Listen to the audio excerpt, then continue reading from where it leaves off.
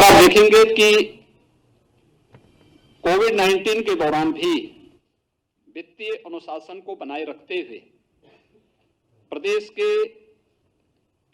Infrastructure के development के साथ साथ लोक कल्याण की भावनाओं के साथ प्रत्येक तबके के हितों को इसके अंदर समाहित करते हुए महत्वपूर्ण कार्यक्रम कदम उठाए गए हैं। और उसके तहत हम सब जानते हैं कि विगत वर्ष कोविड-19 के दौरान जिस प्रकार की स्थितियां थीं, उन स्थितियों में हम इस बारे में अच्छी तरह जानते हैं कि देश ही नहीं बल्कि पूरी दुनिया न केवल आम जनजीवन कोविड-19 के कारण प्रभावित हुआ था, बल्कि अर्थव्यवस्था को सबसे अधिक मार झेलनी पड़ी थी। उस दौरान भी जिस प्रकार का कार्य को उस दौरान भी प्रदेश ने जिस संकल्प शक्ति के साथ आगे बढ़कर के कार्य किया, आदरणीय प्रधानमंत्री जी के मार्गदर्शन में, हम जानते हैं कि हमारे राजस्व की प्राप्तियों में जो हमारे लक्ष्य थे, उस लक्ष्य के अनुरूप उन प्राप्तियों को प्राप्त करने में हमें कुछ कठिनाई हुई। उस सब के बावजूद FRBM की जो सीमा भारत सरकार ने और रिजर्व बैंक ने रखी है 4.5% का, हम उसको 4.17% तक ही हम लोगों ने सीमित करके रखा और उसके अंदर ही अपने इस बजट को प्रदेश के लिए सर्वांगीण विकास को ध्यान में रख करके हम लोगों ने आज का ये बजट प्रस्तुत किया है। बजट में मुख्य रूप से जिन चीजों की तरफ आप देखेंगे कि बजट की अपनी एक थीम होती है। उत्तर प्रदेश का यह बजट हम लोगों ने जब 2017-18 में अपना बजट प्रस्तुत किया था, तब हम लोगों ने वह बजट प्रदेश के अन्नदाता किसानों को समर्पित किया था। 2019-20 का 18-19 का हमारा बजट प्रदेश के औद्योगिक विकास को समर्पित था। 19-20 का हमारा बजट मातृशक्ति को समर्पित था और 20-21 का हमारा बजट प्रदेश के युवाओं के लिए और प्रदेश के इंफ्रास्ट्रक्चर डेवलपमेंट को समर्पित था। तो इस बार का यह बजट जिस पर फोकस किया गया है, यहां पर हम लोगों ने प्रदेश के समग्र और समावेशी विकास और प्रदेश के विभिन्न वर्गों के स्वावलंबन के माध्यम से सशक्तिकरण को आधार बनाकर के इस बजट को प्रस्तुत किया गया है। प्रदेश में ईज ऑफ लिविंग को और आसान करने के लिए हर घर को जल, हर घर को बिजली, हर गांव को सड़क और हर गांव को डिजिटल बनाने की प्रक्रिया के साथ प्रदेश में समग्र विकास की एक रूपरेखा इस बजट के माध्यम से प्रारंभ की गई है। खासतौर पर जब हम कृषि क्षेत्र की ही बात करते हैं, मुख्यमंत्री कृषक दुर्घटना कल्याण योजना को विस्तार दिया गया है। इसमें अब तक किसान आच्छादित था, अब किसान के साथ साथ किसान के परिवार का कमाऊ सदस्य, बटाईदार और अन्य लोगों को भी शामिल करते हुए अगर दुर्घटना से किसी ऐसे व्यक्ति की मौत होती है तो 5 लाख रुपए की सहायता इस बीमा योजना के माध्यम से उस किसान परिवार को या उस बटाईदार को या किसान परिवार के सदस्य की दुखद मृत्यु पर स्वतः ही इस योजना से प्राप्त होगी। बजट में इस बात की व्यवस्था की गई है। साथ ही साथ जो किसान परिवार आयुष्मान भारत से स्वास्थ्य बीमा से कवर नहीं प्राप्त किए हैं, उन्हें मुख्यमंत्री जन आरोग्य योजना के अंतर्गत 5 लाख रुपए की भी निःशुल्क स्वास्थ्य बीमा का भी कवर देने का प्रावधान हम लोगों ने इस बजट में इस बार किया है। मित्रों, महिलाओं की दृष्टि से कुछ नई योजनाएं प्रारंभ की गई हैं। आप सब जानते हैं मुख्यमंत्री कन्या सुमंगला योजना को व्यापक आयाम मिला है। इससे पहले मुख्यमंत्री सामूहिक विवाह की योजना बड़ी लोकप्रिय हुई है, जिसमें 1.25 लाख से अधिक बालिकाओं की शादी ब्याह के कार्यक्रम इस योजना के माध्यम से आगे बढ़े हैं। हमने इसकी राशि को 31,000 से बढ़ाकर 35,000 से बढ़ाकर के 51,000 रुपये भी विगत वर्ष किया था। इस वर्ष मुख्यमंत्री सक्षम सुपोषण योजना एक नई योजना उन क्षेत्रों के लिए, उन लोगों के लिए लाई जा रही है 6 महीने से लेकर 5 साल तक किसी भी बच्चे के लिए जो कुपोषित है उस बच्चे को सुपोषित करने के लिए,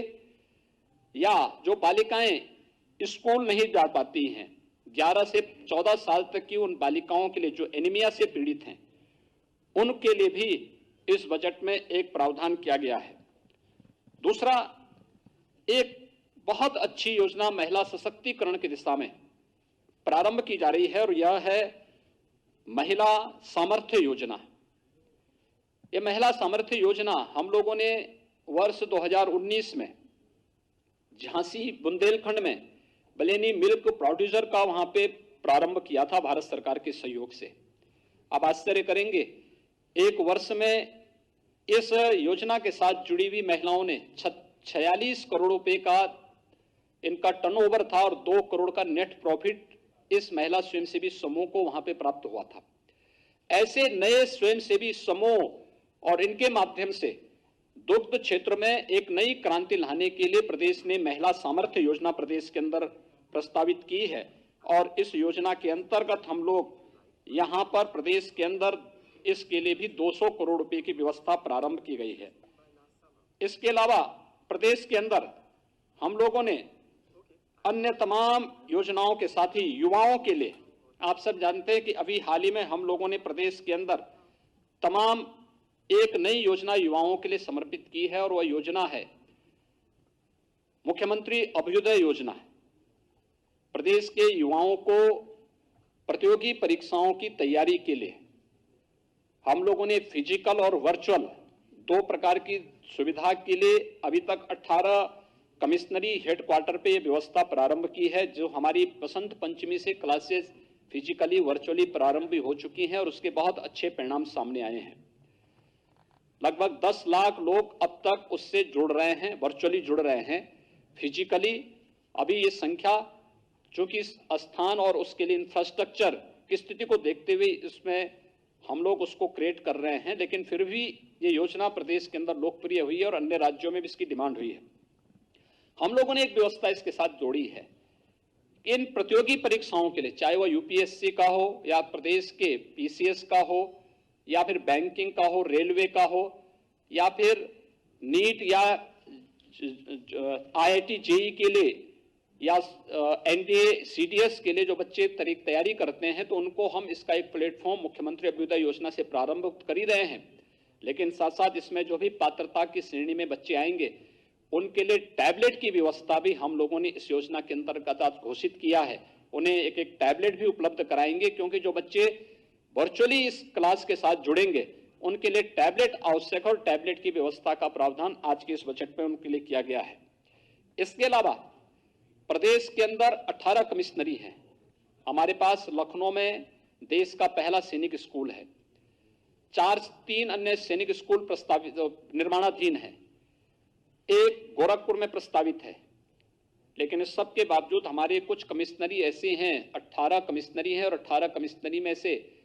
जो कमिश्नरी शेष बची हैं जिनमें कोई सैनिक स्कूल नहीं है, उसमें एक एक सैनिक स्कूल को भी हम लोगों ने आज प्रस्तावित किया है कि एक एक सैनिक स्कूल उस कमिश्नरी के अंदर किसी एक जनपद में स्थापित करने की कार्य योजना हम इसके साथ बनाएंगे। संस्कृत पढ़ने वाले बच्चों के लिए, उनके लिए सबसे बड़ी समस्या होती है कि उनकी लॉजिंग और फूडिंग की व्यवस्था नहीं हो पाती है, जिससे विद्यालयों में भी उपस्थिति नहीं रहती है और साथ साथ स्वाभाविक रूप से बच्चे नहीं आ पाते हैं तो विद्यालयों में भी उपस्थिति कम रहती है और उन बच्चों के सामने भी। अब हम लोगों ने एक व्यवस्था प्रारंभ की है। बजट में एक प्रावधान कर दिया गया कि जिन आश्रमों में सुविधा होगी तो गुरुकुल पद्धति से अगर वे लॉजिंग की व्यवस्था करेंगे तो उनकी लॉजिंग और फूडिंग के लिए सरकार इसके लिए व्यवस्था करेगी और इसमें हम गुरुकुल पद्धति को पुनर्जीवित करने के लिए संस्कृत पाठ्यक्रम को और मजबूती से आगे बढ़ाने के उन बच्चों की लॉजिंग और फूडिंग की सुविधा के लिए सरकार इसमें सहयोग करेगी और ये कार्यक्रम आगे बढ़ेंगे। प्रदेश के अंदर खेलकूद और खेल विकास और खेलकूद के लिए भी प्रोत्साहन के लिए प्रदेश सरकार ने व्यवस्था की है। हम लोगों ने प्रदेश के अंदर पहले से हमारी योजना चली, हर गांव में खेल का मैदान होना चाहिए। खेल के मैदान के साथ साथ ओपन जिम की स्थापना भी वहां पर हो, जिससे बच्चों के अंदर अपने स्वास्थ्य के प्रति एक नई जागरूकता पैदा हो सके। यह कार्य हम प्रारंभ कर रहे हैं। पीआरडी के भी सशक्तिकरण करने की दिशा में भी एक कार्यक्रम बनाए जा रहे हैं और प्रदेश के अंदर एक व्यवस्था कि जिस कमिश्नरी में कोई राज्य विश्वविद्यालय हमारा अभी नहीं है, 3 राज्य विश्वविद्यालय हमारे वर्तमान में प्रस्तावित हैं,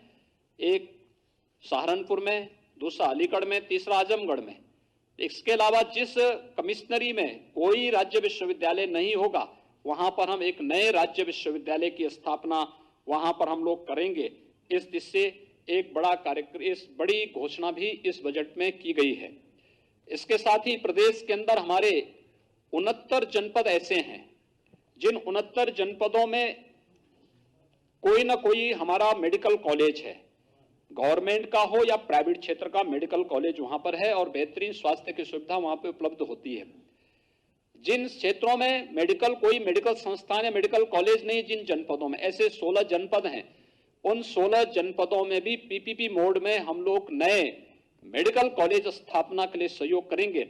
इसकी पॉलिसी हमारी तैयार हो चुकी है और बजट में इसकी घोषणा कर दी गई है। ये प्रदेश के अंदर हेल्थ इंफ्रास्ट्रक्चर की स्ट्रेंथनिंग के लिए एक बहुत बड़ी घोषणा है और ये प्रदेश के स्वास्थ्य सुविधाओं को और बेहतर बनाने में इससे काफी मदद मिलेगी। प्रदेश के अंदर हम लोगों ने कोरोना कालखंड में इस बात को देखा होगा कि प्रदेश के अंदर संगठित और असंगठित क्षेत्र के श्रमिकों के सामने किस प्रकार की